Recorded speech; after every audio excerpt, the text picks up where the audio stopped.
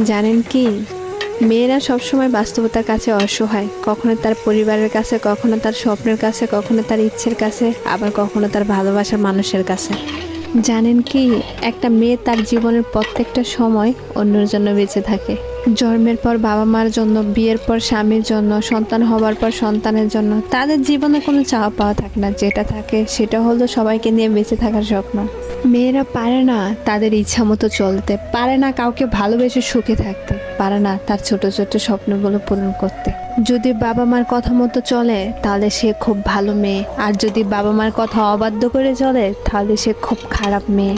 ভালোবাসার মানুষটির হাত ধরে সে চলে গেলে ভালোবাসার মানুষটির কাছে সে খুব প্রিয়, অথচ তার কাছে না গিয়ে যদি পরিবারের কথা মতো চলে তাহলে সে স্বার্থপর, বেঈমান।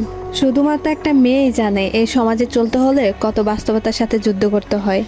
মেয়ে মানে কিছু করার আগে হাজারবার চিন্তা করে করতে হবে এই সমাজ কি বলবে। মেয়ে নামের শব্দটি এক একজনের কাছে এক এক রকম, কারো কাছে বেঈমান, কারো কাছে স্বার্থপর, কারো কাছে প্রতারক। আসলে মেয়েরা স্বার্থপর, বেঈমান, প্রতারক কিছুই না। মেয়েরা যদি প্রতারক হতো তাহলে কোনো সন্তান এই পৃথিবীর মুখ দেখতো না।